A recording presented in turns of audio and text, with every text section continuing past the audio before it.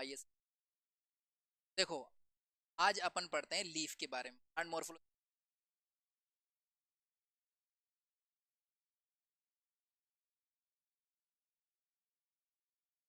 पहले अगर अपन बात करें लीफ की स्ट्रक्चर को देखेंगे, लीफ कैसी दिख से देख रखा होगा, लीफ ग्रीन कलर की सी दिख है ना, किन्हीं किन्हीं के अंदर पतली सी, किन्हीं किन्हीं के अंदर जो एक तरीके से लेमिना वाला पार्ट है वो एक तरीके से फैला हुआ होता है। ठीक है, तो इन सब चीजों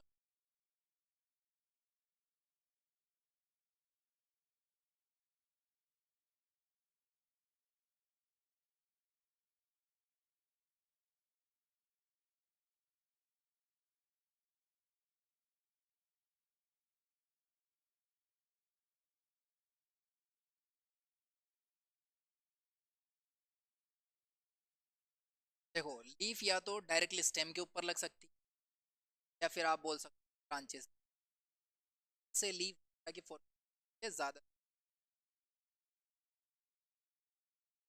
क्या होते हैं। कभी कभी आपने जैसे बात करूं बिल्कुल क्लियरली या ऑर्गेन होता है, अगर आपने इसे सर्कल टाइप स्ट्रक्चर देखी हो, ये सर्कल टाइप स्ट्रक्चर अपन बोल, और दो सर्कल के बीच में या बिटवीन टू सर्कल्स तो आपके पास में आती है, अपन बोल इंटरनोड।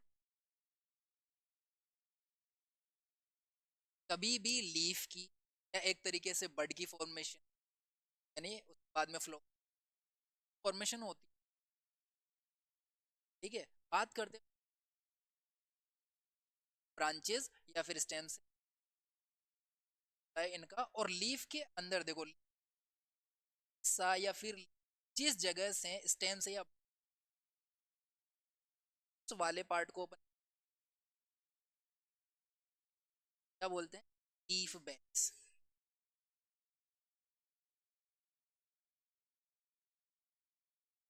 बेस ठीक, इसके यहाँ से आप थोड़ी सी छोटी स्ट्रक्चर लीफ लाइक स्ट्रक्चर्स क्या बोल देते हैं, स्टिप्यूल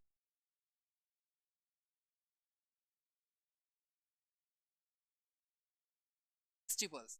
ठीक है, वहीं पे जो ये अपने पास में सिलिंड्रिकल स्ट्रक्चर देखने को मिलता है, जैसे अगर अपन देखेंगे कोई भी लीफ होती है, उस लीफ का आगे का हिस्सा जो तरीके से स्टेम या ब्रांच है, उसके अंदर क्या होता है, सिलिंड्रिकल सेमी सिलिंड्रिकल अपने को है, इस वाले हिस्से को अपन बोलते हैं। वहीं पे थोड़ा सा और आगे बढ़ते हैं अपन, ये जो हुआ जो हिस्सा अपने को है इसको देखो, लेमिना के अंदर अपने को एक तरीके से एक तो प्राइमरी वेन देखने को, इसको आप एक से बोल सकते हो या तो प्रिंसिपल वेन या फिर मेन वेन बोल,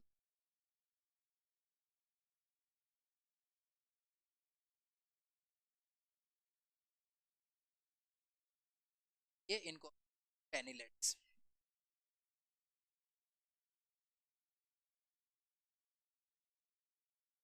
ये अपने पास में एक लीफ की सारी स्ट्रक्चर। अब इसके बाद में अपन लीफ का मेजरली काम क्या होता है, सबसे मेजर जो इसका वर्क होता है,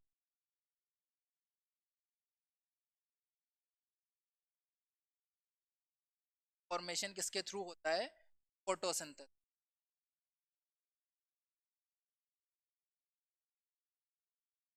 एक चीज अपन ने लीफ के अंदर देखी हुई, कभी भी जैसे ही एनवायरनमेंट के अंदर मॉइस्चर वगैरह होती है या एक तरीके से के टाइम पे लीव्स के वाटर की ड्रॉपलेट्स दिखती है, वाटर की जो ड्रॉपलेट्स देखने को ट्रांसपेरेंट एक तरीके से लीफ के अंदर से एक्सक्रीट। सेकंड वर्क अगर अपन इसका जो सेकंड फंक्शन होता है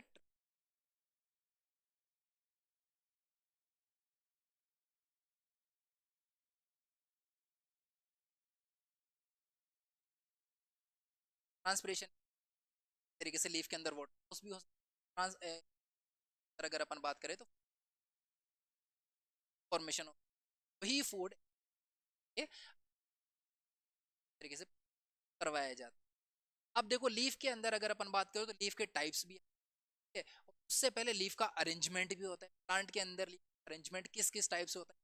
प्लांट्स के अंदर लीव्स होती, एक यहाँ से इस नोड से निकले वाली होती, इस नोड से बाद में एक तो ऐसा अरेंजमेंट, एक arrangement same node double double देखने को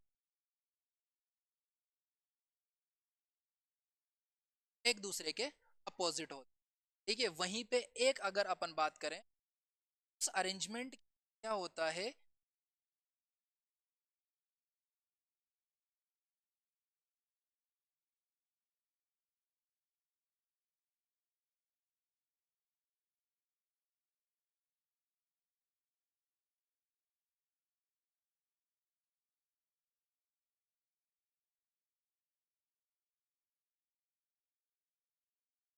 इस तरीके से लीव्स सर्कल की फॉर्म।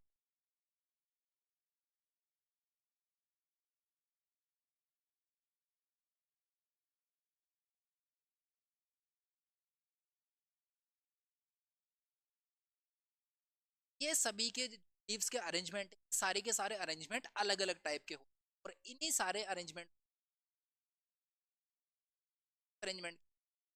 देखो, अरेंजमेंट लीव्स और स्टेम और अरेंजमेंट। अब देखो इन पर अगर अपन बात करें, ये जो अपने पास में अरेंजमेंट, इस अरेंजमेंट को अपन बोलते हैं अल्टरनेट।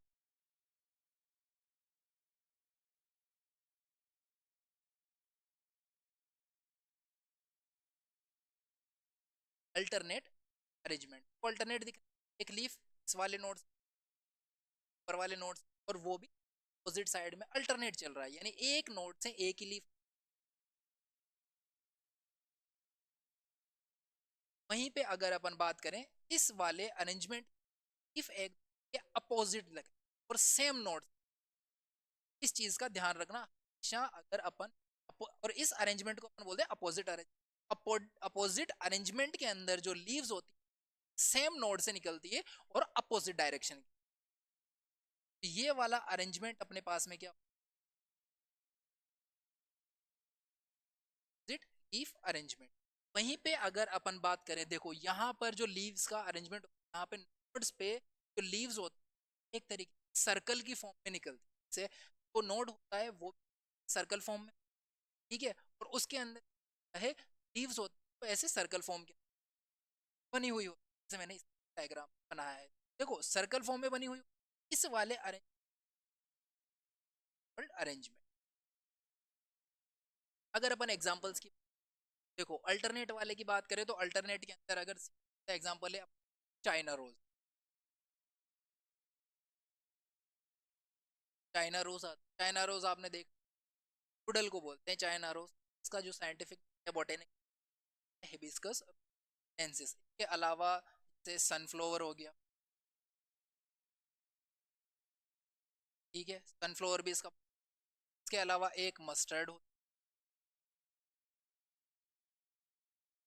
मस्टर्ड भी इसका बहुत अच्छा एग्जाम्पल। ये अल्टरनेट के एग्जाम्पल। यहीं पे अगर बात करें अपोजिट वाले के, अपोजिट के अंदर जैसे जामुन हो गया, गवावा हो गया,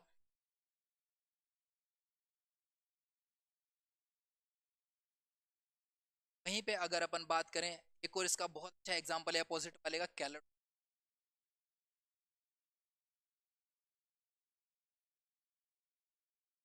वहीं पे अगर अपन रोल्ड वाले लीफ अरेंजमेंट एग्जांपल्स की बात करें, इसके अंदर आ जाता है एलिस्टोन,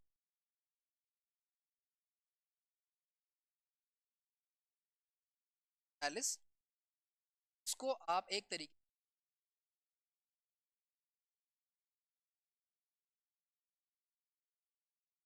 वहीं पे एक और इसका एग्जांपल